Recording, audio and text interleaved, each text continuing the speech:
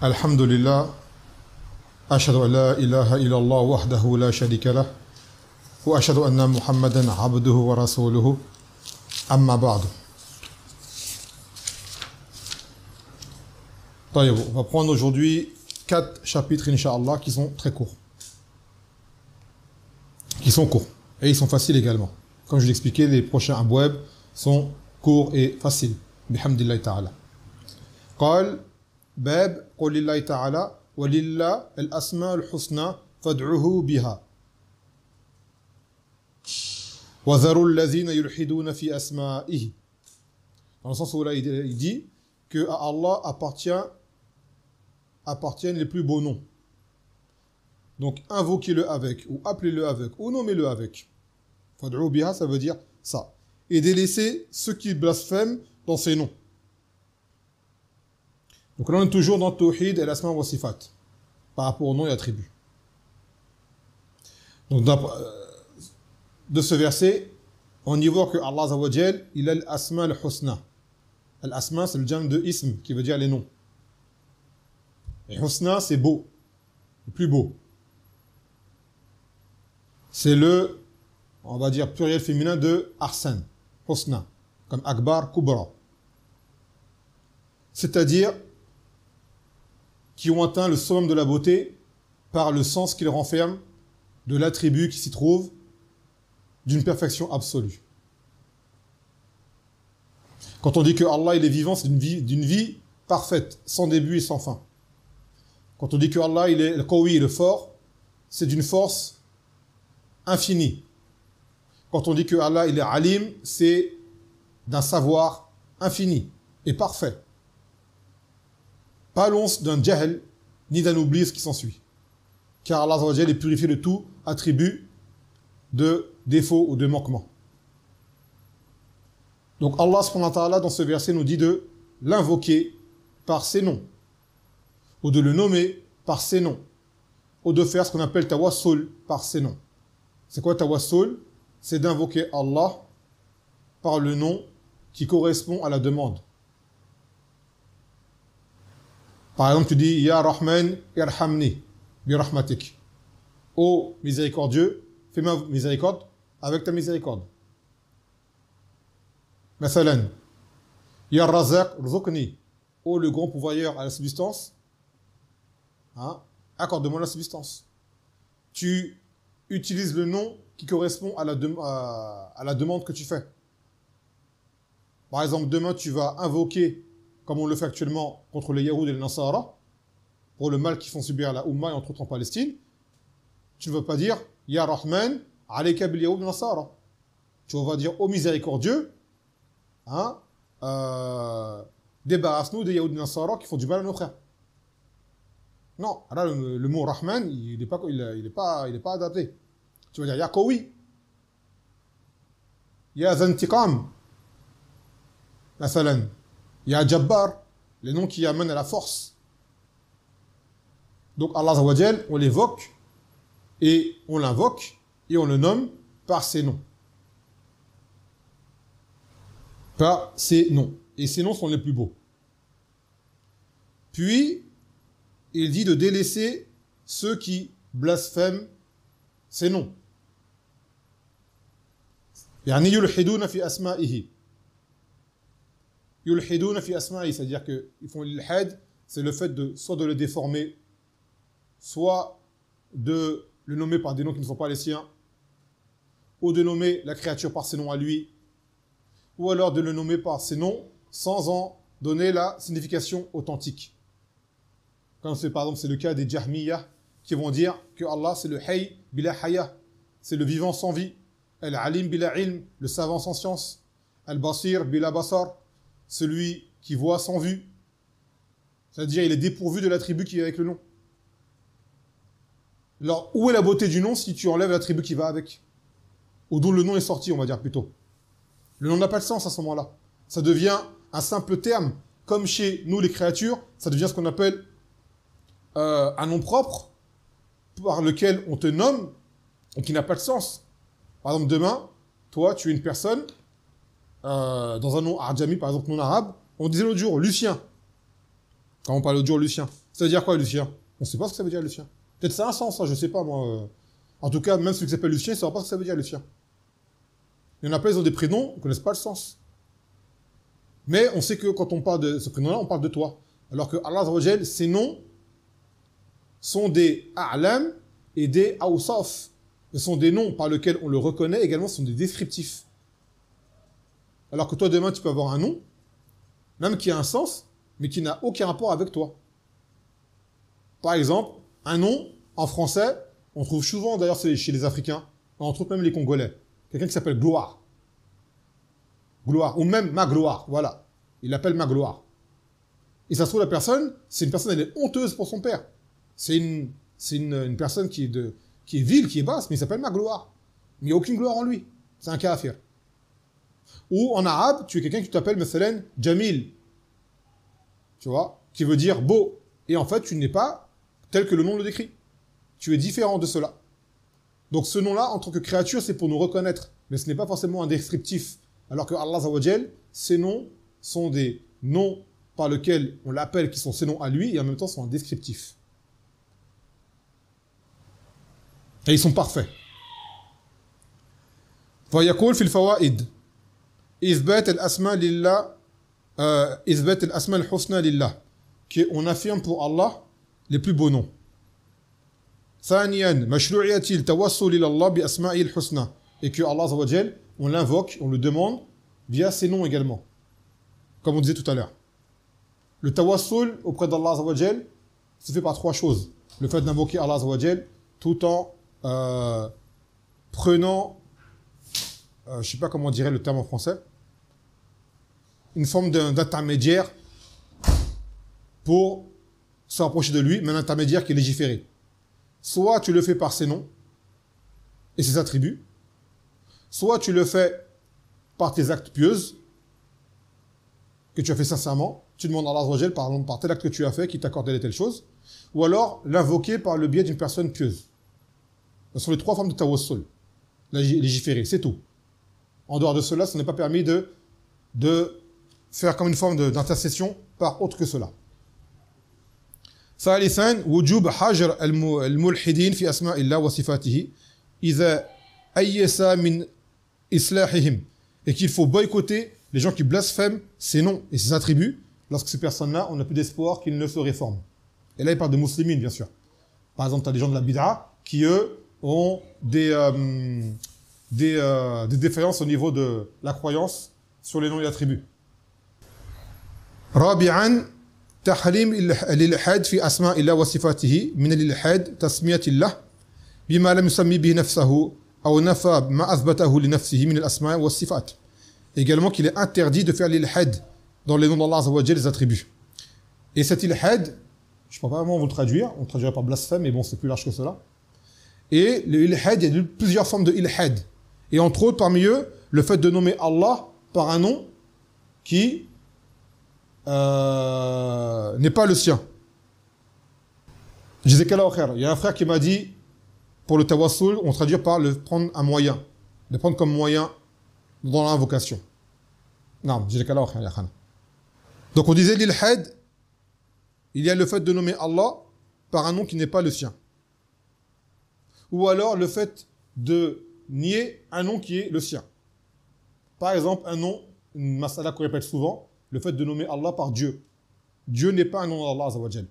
Et les noms d'Allah Azza wa Jal ne sont pas à traduire pour le nommer. Parce que lorsque les gens ils disent Dieu, ce n'est pas une simple traduction, s'ils en font un nom propre. Si demain, quelqu'un te demande ça veut dire quoi Allah, tu veux dire ça veut dire le Dieu, oui, la divinité, c'est tout. Mais après quand tu parles de lui, tu dis Allah. Pas la peine de dire Dieu il a fait, Dieu il a dit, on demande à Dieu. Non, ça c'est pas bon. Adam Yajouz. Car déjà de base, c'est une règle, on ne traduit pas les noms propres. Sachez-le, même chez la créature. Par exemple, demain, tu as la ville New York. On ne dit pas Nouveau Monde, on appelle New York, tout simplement. D'accord? Quelqu'un, il s'appelle, je ne sais pas moi, il a un prénom dans une autre langue. Mohammed. Mohammed, c'est le très loué. On n'appelle pas le très loué, on l'appelle Mohammed. D'accord? Donc les gens qui disent Dieu sont des gens qui ont un problème dans la croyance et qui ont un manque de respect du nom d'Allah Azza wa Jal. Cela n'est pas permis.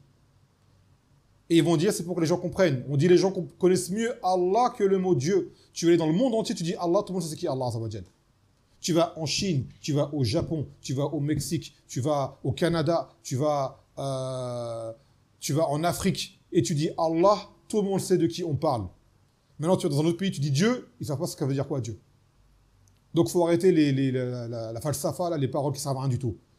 C'est juste parce que des gens ils ont peur de dire Allah parce qu'ils veulent être ouverts à tout le monde. Quand je dis Dieu, c'est-à-dire mon discours touche le chrétien, il touche le juif, il touche tout le monde. Alors lorsque je dis Allah, ça fait trop musulman, comme ils disent. Subhanallah, c'est adib ça. Il y a des gens, ils ont honte de dire Allah, pour de peur qu'on dise qu'ils sont des islamistes, comme vous le savez. Sois fier de dire Allah et Allah, c'est le plus beau nom. Parmi le nom d'Allah, c'est l'ism al-a'zam. Allah ou l'ism al-a'zam. Et en plus, Allah, c'est un nom, il n'y a que Allah qui le porte. On ne peut le donner à personne d'autre. Et j'ai fait déjà un audio sur le fait de nommer Allah par Dieu. Si vous voulez, je le remettrai en ligne pour ceux qui ne connaissent pas. Et que ce n'est pas permis de nommer Allah par Dieu. Et si jamais tu le traduis un jour, tu fais comme ça une occasion pour quelqu'un qui ne saurait pas ce que ça veut dire.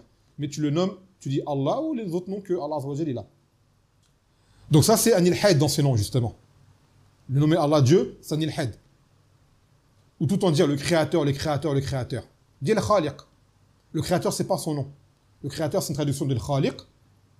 Sinon, dire le créateur tout le temps comme ça, en tant que nomination, pour le désigner, ce n'est pas bon. On ne traduit pas de base pour la créature des noms propres. On va le faire pour Allah Azza wa Jal. Par contre, en tant que descriptif, c'est autre chose. Mais en tant que nomination, non. Taïb.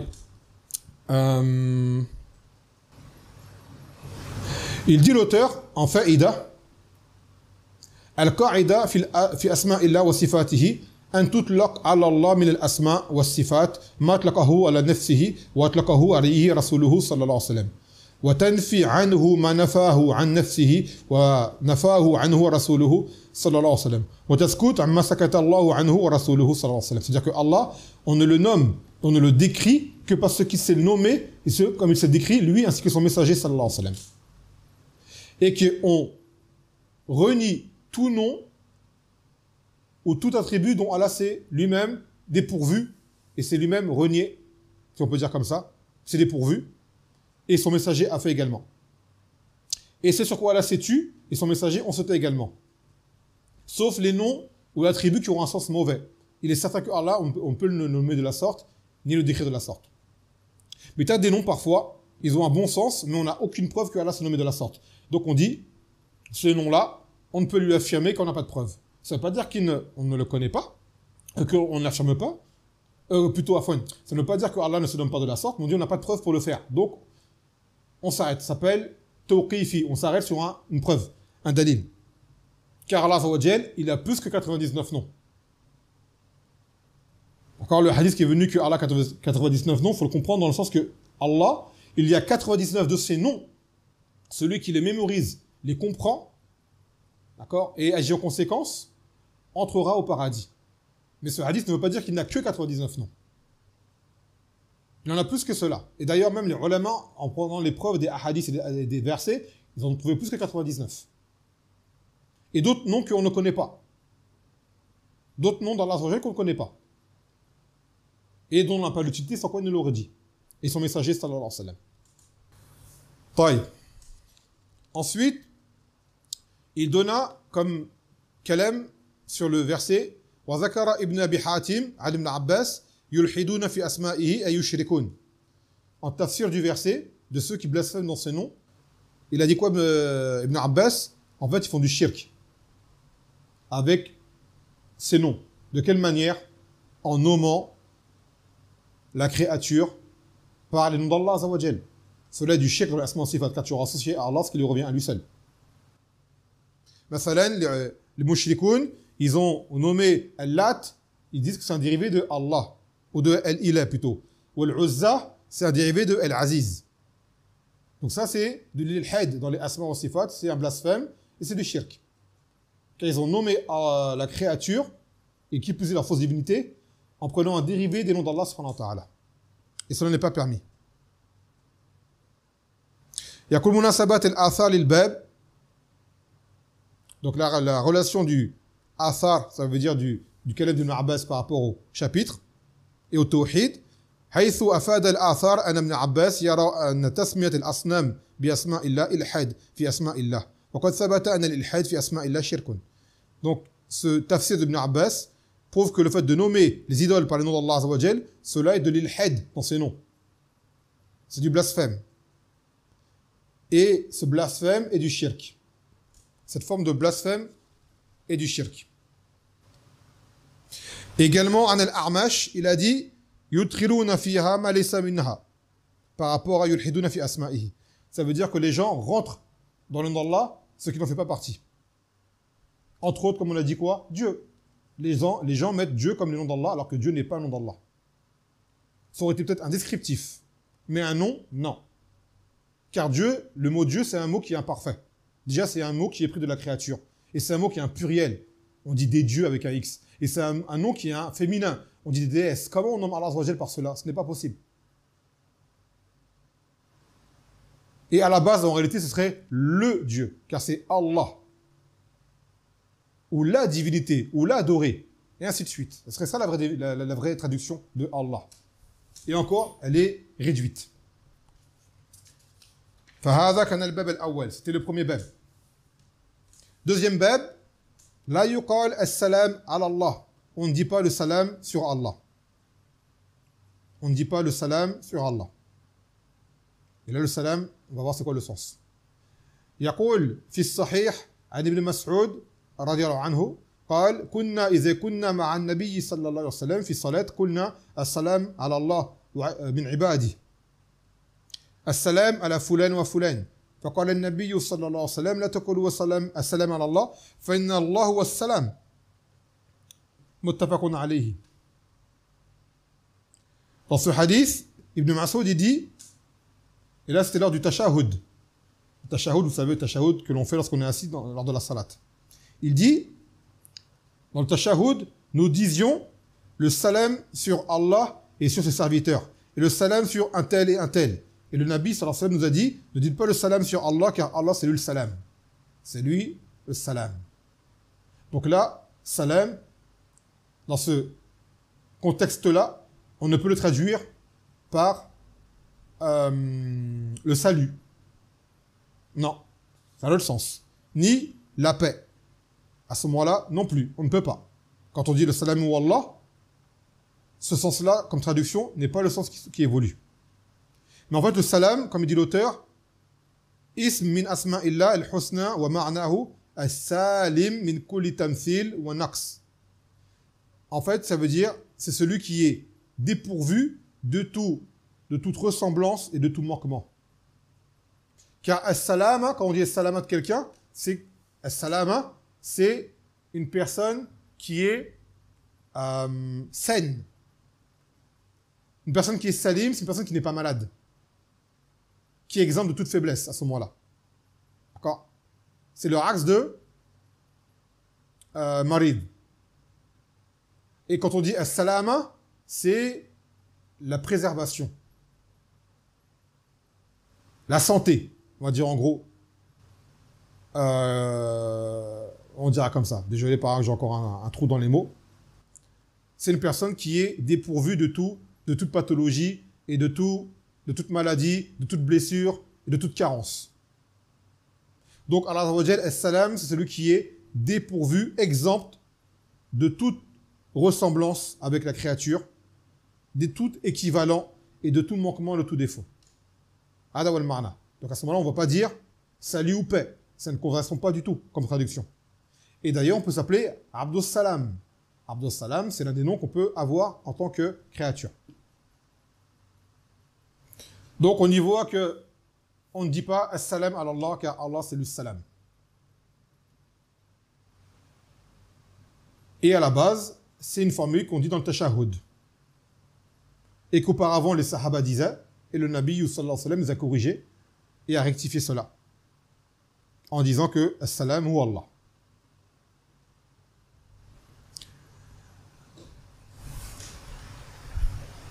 Et toi, quand tu dis as-salam ala fulan, assalamu alaikum, c'est le sens at-tahiyya, salutation, ou as-salama, silm, qui veut dire la paix. Soit que la paix soit sur toi, ou soit que le salut soit sur toi.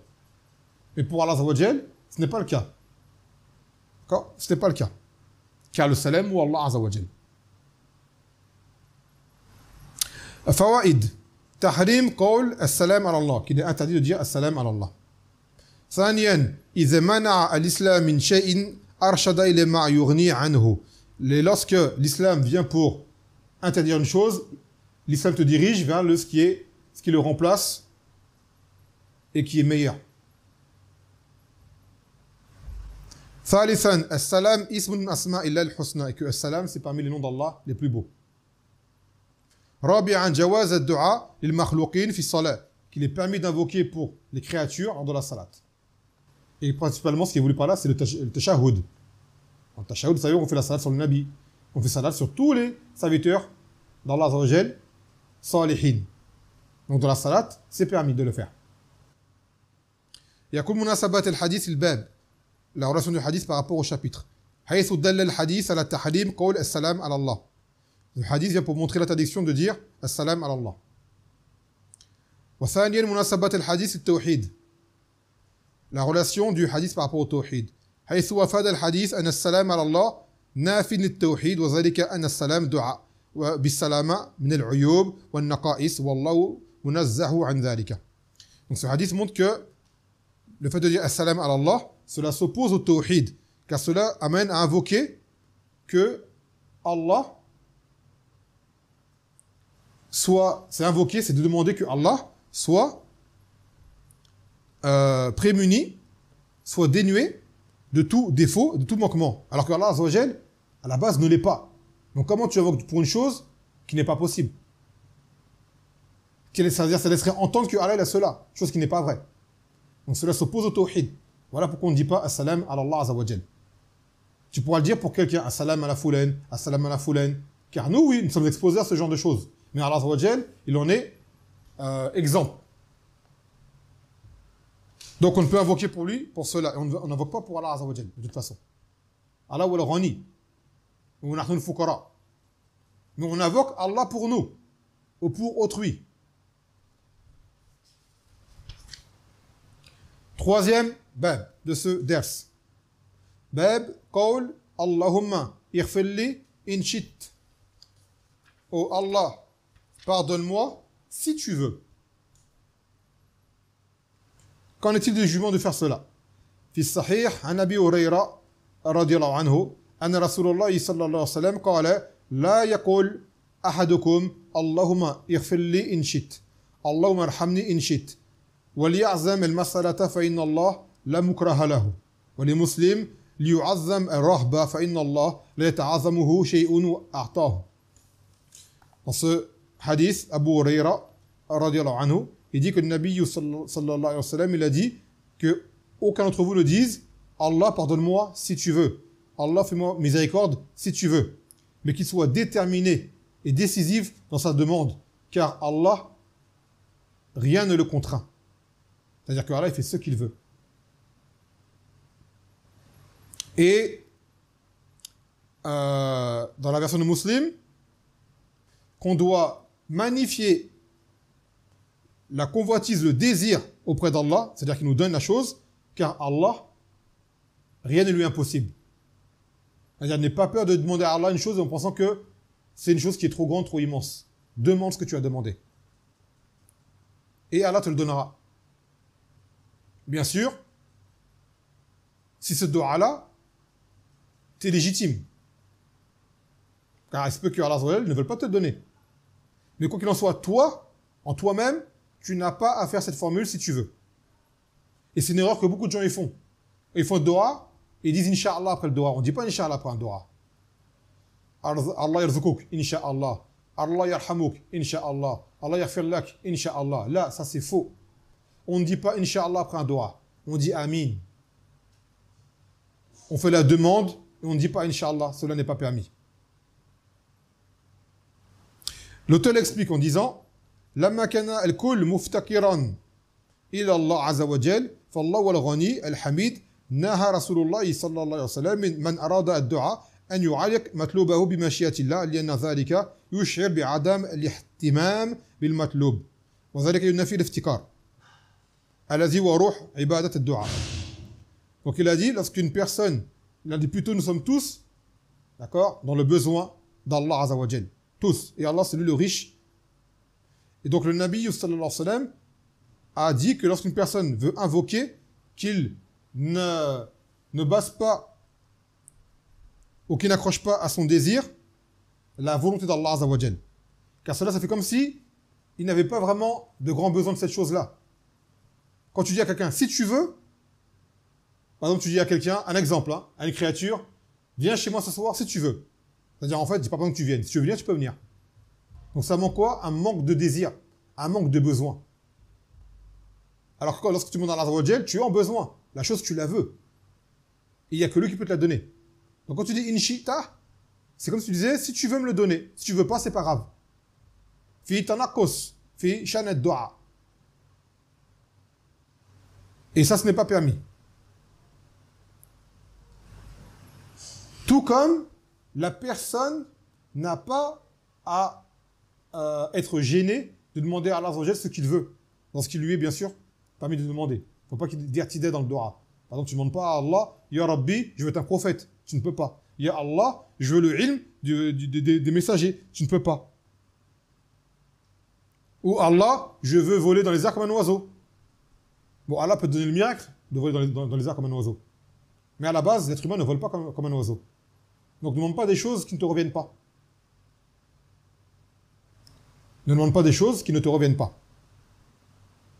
Par contre, tu es quelqu'un, un exemple, tu es quelqu'un, tu dis, Ya Rabbi, je veux être aussi savant qu'Ibn Taymiyyah.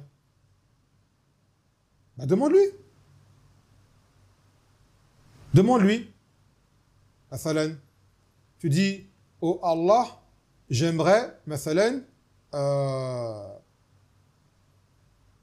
être riche comme un tel, une personne qui est richissime. D'accord? Tu as le droit. Parce que tu as des gens, en fait, on a souvent ce sentiment, comme on fait des péchés et qu'on est nous-mêmes faibles, qu'on n'a pas le droit de demander ça. On dit demande. Et ça viendra si ça viendra. Mais demande. Car en ouvrant cette porte-là, on va ouvrir la porte à quoi? Justement, au désespoir de la demande. Quelqu'un va dire, j'ai fait trop de péchés, Allah ne va pas me pardonner. Ben, c'est pareil quand quelqu'un dit, j'ai trop de péchés, Allah ne va pas me donner telle et telle chose. Je ne mérite pas. Demande. Mais en même temps, fais les causes pour être méritant. Un homme ou une femme sont dans les péchés, mais ils sont célibataires et veulent se marier. Demande à Allah qui te marie, qui t'apporte le conjoint adéquat, approprié. Ouais, mais j'ai trop de péchés, si je demande à Allah qui me marie, je ne mérite pas. Comment tu ne mérites pas de te marier? C'est-à-dire que tu mérites de tomber dans la fornication? Demande. Et demande d'avoir le risque qui va avec. Et demande d'avoir une descendance. Et surtout, demande à Allah Azza wa Jal la guider pour être en mesure de pouvoir gérer ce mariage selon ses lois, de pouvoir éduquer tes enfants dans ce qui est correct. Demande ce qui va avec. Et en même temps, fais les causes pour t'améliorer, te réformer. Mais ne sois pas gêné de demander à Allah Azza wa Jal. Car Allah Azza wa Jal, il n'y a rien qui lui est impossible, sur terre et dans les cieux. Tout ce que tu peux demander, il peut te l'accorder. Il peut. Maintenant, il se peut qu'il ne te le donne pas. Mais toi, cela ne doit pas t'empêcher de le demander. يقول الفوائد تحريم تعليق الدعاء بالمشيئة, qui n'est pas permis d'accrocher la demande à la mashia, c'est-à-dire le fait de dire Inch'Allah. ثانيا مشروعية الدعاء وإثبات نفعه. On y voit que le dua est une chose qui est légiférée, cela était profitable de demander. Car des gens ils disent invoquer ne sert à rien car Allah sait déjà ce qu'on veut. Cette parole est complètement fausse. Allah sait ce que tu veux en effet, mais demande, car la demande est une cause pour obtenir la chose. Et les messagers ont invoqué. Et les meilleurs des gens ont invoqué. Donc le fait que tu fais une chose car Allah sait que tu la veuilles ne suffit pas. Demande-la, c'est une cause. ثالثا إثبات الكمال لله عز وجل. Et cela affirme la perfection, comme attribut d'Allah Azza wa Jal, la perfection. Il n'y a que lui qui est parfait. رابعا تعظيم الرغبة فيما عند الله حسن ظن بالله. Et de convoiter grandement ce qu'auprès d'Allah Azza wa Jal et de penser du bien de lui. Car plus tu penses du bien d'Allah Azza wa Jal, et plus tu as de probabilité que ta demande te soit accordée. خامسا تنزيه الله عما يوهم النقائص. Que Allah est exempt et dépourvu de tout ce qui pourrait faire penser, qui pourrait amener à croire à des manquements ou des faiblesses. D'accord? Cela n'est pas possible.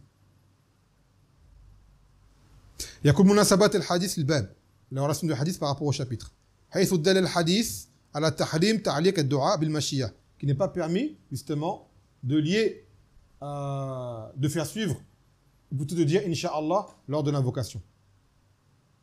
C'est une chose qui n'est pas permise.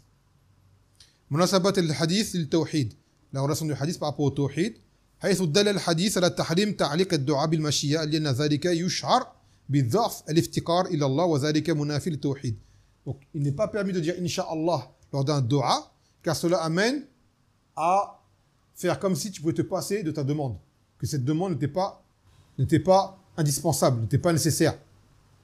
Comme l'exemple tout à l'heure, si tu veux, quand tu diras à quelqu'un, si tu veux, fais ça. C'est-à-dire s'il le fait, il le veut pas, c'est pas grave. C'est-à-dire que ces choses-là, tu n'en as pas besoin.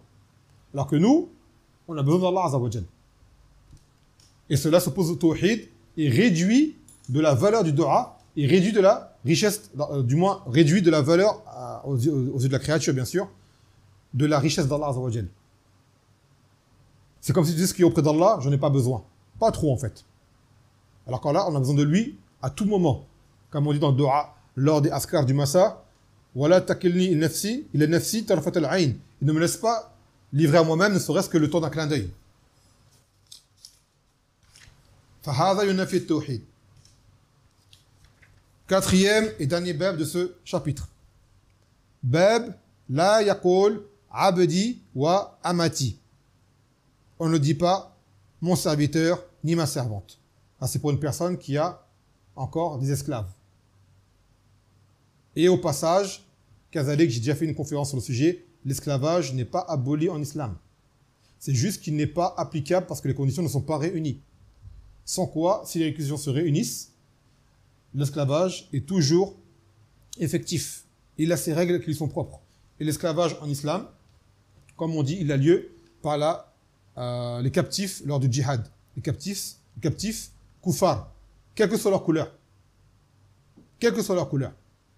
Et quel que soit leur rang social. Parce qu'il y a un djihad entre des musulmans, un djihad légiféré entre des musulmans et des koufars, les captifs koufars deviennent des esclaves des musulmans. Voilà qui sont les esclaves en islam. Puis, par la suite, leur descendance. S'ils naissent toujours, alors que leurs parents sont esclaves, les enfants naissent esclaves également. Et si jamais ils se convertissent à l'islam, il est recommandé de les libérer. Donc, يقول في الصحيح عن أبي هريرة أيضا أن رسول الله صلى الله عليه وسلم يقول لا يقول أحدكم أطعم ربك وأضي ربك ولا يقول سيدي ومولاي ولا يقول أحدكم عبدي وأمتي وليقول فتاي وفتاتي وغلامي. Donc il dit, le Nabi sallallahu alayhi wa sallam, que aucun d'entre vous le dit, c'est-à-dire en tant que esclave, nourris ton Seigneur. Atim rabbak. On ne dit pas rabbak. Et waddi rabbak, éclaire ton Seigneur. Mais qu'ils disent sayyidi wa maulaya, et mon maître. Qu'ils disent, là on parle de l'esclave. Parce qu'il parle de son maître, il ne dit pas mon Seigneur, il dit mon maître. Parce que Rabb, ça c'est parmi les noms d'Allah qui sont propres à lui. Ar-Rabb min asma'illah al-khassa bi. Et également, là en parlant justement maintenant du maître, qu'ils ne disent pas mon serviteur ou ma servante, mais qui disent fataya wa fatati wa ghulami. Et ça, en français, c'est dur de faire la différence. En fait. Car la base, al-fata, c'est la jeune fille qui est esclave. Ou al-ghulam, c'est le jeune garçon qui est esclave. Qui est à ton service. Donc en français, en arabe, il y a abd et il y a jariya, ghulam, mais en français, ce sont les mêmes noms en général. Pour traduire, j'ai pas d'équivalent. Wallahu ta'ala alam. Donc maintenant qu'on ait la raison de cette interdiction, de dire Rabbak. De dire Rabbak. Car Rabbak, c'est min asma'illah azza wa jal. min asma'illah azza wa jal. Donc l'esclave ne peut dire Rabbi en parlant de son maître, qui veut dire mon Seigneur. Son Seigneur c'est Allah azza wa jal, et qui est le Seigneur de son maître. Mais il dit Sayyidi, qui veut dire mon maître. يقول في الشرح الإجمالي لما كانت الربوبية والعبودية تدلان على تعظيم الذي لا يليق إلا بالله عز وجل نهى رسول الله صلى الله عليه وسلم أن يسمى سيد ربا والمملوك عبدا لأن ذلك يوهم مشاركة الباري عز وجل فيما يستحقه من الأسماء والصفات الواجبة دون غيره. Donc il a dit, lorsque la seigneurie justement et la servitude ne justement n'indiquaient que l'exaltation que Allah mérite, alors le Nabi sallallahu alayhi wa sallam a interdit de nommer le maître comme étant le Seigneur et de nommer on va dire l'esclave comme étant le serviteur. Car cela laisse entendre une forme de participation avec Allah dans sa seigneurie et dans la servitude qui doit lui être vouée. Et cela, seul lui le mérite. Donc employer ces termes n'est pas permis. Puis le Nabi sallallahu alayhi wa sallam a indiqué comment, quoi prononcer, quoi dire à la place, qui est Sayyidi à la place de maître et qui est Fataya wa Fatati wa Ghulami. Naam.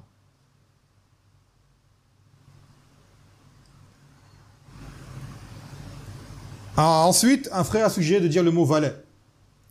Et le mot valet n'est pas forcément adapté parce que le mot valet, tu peux être le valet de quelqu'un sans être sa propriété. Masalan. Un valet, c'est un jeune homme qui te sert, mais peut être libre, peut-être qu'il n'est pas esclave. Mais il s'est engagé à ton service, ou c'est sa profession. Alors que le roulem ou le abd, il t'appartient. Comme t'appartient ton stylo, comme t'appartient ta voiture. Il est la propriété. Donc le valet peut être employé, tout comme il peut être hors contexte. Ça dépend. طيب. يقول الفوائد. وجوب سد الذرائع, qu'il est obligatoire de fermer les portes qui peuvent amener justement aux choses réprouvées comme les termes employés dans ce hadith qui laissent entendre une forme de seigneurie pour autre que Allah et une servitude pour autre que Allah azza wa jalla. ثانيا الرب اسم من أسماء الله لا يجوز إطلاقه على غير الله إلا إذا أضيف إلى غير عاقل كرب الدار ورب الدابة. Et que Ar-Rabb, qui veut dire le Seigneur, est un nom parmi les noms d'Allah azza wa jalla qui n'est pas permis d'utiliser, c'est-à-dire dans l'absolu, sauf s'il est affilié à quelque chose de une chose inanimée. Par exemple, tu peux dire Rabb al-Bayt, qui veut dire le Seigneur de la maison, ou Rabb al-Dabba, le Seigneur de la monture. Mais en vérité, nous, on ne dit pas Seigneur en français, on dit les propriétaires. Mais en arabe, ça se dit Rabb al-Naqa, en fait, c'est le propriétaire de la chamelle, on va l'appeler Rabb al-Naqa. Ou Man Rabb al-Bayt, c'est-à-dire à qui appartient cette maison-là. Mais nous, en français, on dit propriétaire, on dit pas Seigneur. Vous comprenez? Donc en français, ça n'a pas vraiment d'utilité. Mais en arabe, ceux qui sont arabophones ou qui seraient amenés à parler arabe un jour, Inch'Allah, on vous le souhaite, Rabb, Ar-Rabb tout seul, ça ne se dit pas si ce n'est que pour Allah. Et on en emploie qu'en étant mudaf à une chose, aqil. Une chose qui n'a pas de raison. Un objet, un animal, végétation ou chose inerte. ثالثا تحريم تسمية المملوك عبدا ومملوكا أمه, qui n'est pas permis de nommer justement cet homme que tu possèdes comme étant ton serviteur et cette femme que tu possèdes comme étant ta servante. Et je le dis pareil en français, je ne connais pas d'autres termes. Mais en arabe, on ne dit pas abd, on ne dit pas ama. En arabe, c'est clair, mais en français, vous voyez, la pauvreté de la langue française, ou peut-être c'est moi, c'est peut-être mon français à moi qui est pauvre, que je n'ai pas de synonyme, je m'excuse. C'est peut-être moi aussi qui ai des lacunes dans ce domaine-là. Quoi qu'il en soit, je n'ai pas trouvé d'équivalent. De termes qui soient vraiment, qui s'appliquent sous tous les angles à la situation. Comme on dit tout à l'heure, valet, ça ne s'applique pas à toute la situation. Donc le mot valet n'est pas forcément approprié. Wallah alam. رابعا جواز تسمية المالك سيدا ومولاه, qu'il est permis de nommer le propriétaire comme étant le maître et autres. Et Mawla, c'est pareil. Mawla en arabe, ça peut avoir plusieurs sens. Et là, ce qu'il voulait par là, c'est le maître. C'est le maître. Mais Mawla, ça a plein de sens en arabe. Hein. Ça peut être le secoureur, ça peut être le soutien, ça peut être l'allié, ça peut être même l'esclave affranchi. Ça peut être un proche de la famille. Ça dépend du contexte de la phrase. Mais là, ce qui est voulu par là, c'est le propriétaire de l'esclave. Munasabat al-hadith al-bab. Donc maintenant, la relation du hadith par rapport au chapitre. حيث نهى الحديث عن تسمية المملوك عبدا والمملوك أمه. Ça, on vient de le dire, Afwan. Ah non, c'est ce qu'on a dit tout à l'heure. Non. Donc il allait répéter qu'il n'est pas permis de dire pour l'esclave femme ou homme, de dire le mot abd et amah en arabe. Munasabat al-hadith lil-tawhid, la relation du hadith par rapport au tawhid. حيث نهى الحديث عن تسمية المملوك عبدا والمملوك أمة لأن ذلك اشتراك مع الله في العبودية. Donc il n'est pas permis d'employer ces termes car cela amène à associer à Allah dans al-ubudiyya qui est dans la servitude. La servitude. Mais également al-rububiyya, la seigneurie. Après l'auteur il fait une remarque dans le Coran lorsque Youssouf il dit Uskurni 'inda rabbik. Lorsque Youssouf était en prison, puis après il allait être libéré, et qu'il a dit à l'homme qui allait sortir de prison, parle de moi auprès de ton Seigneur. Uskurni 'inda rabbik. En fait, c'était le roi à l'époque. L'auteur a dit que il se peut que cela ait été permis à l'époque de Youssouf, mais été interdit par la suite à notre époque à nous. Tout comme à l'époque de Youssouf, il était permis de se prosterner pour saluer. Comme Allah Ta'ala dans le surat Youssouf, qu'il a levé ses parents sur le trône et ils se sont écroulés devant lui, prosternés pour le saluer. Donc ça, c'était une chose qui était permise dans sa religion, du moins à son époque. Maintenant, nous, pour notre religion, cela est interdit de se prosterner pour autre que Allah Azza wa Jal. Donc peut-être qu'à l'époque de Youssouf, dire Rabbuk, cela a été permis. Pour ne pas que quelqu'un dise dans le Coran, ça a été dit. D'accord? Ce n'est pas le cas.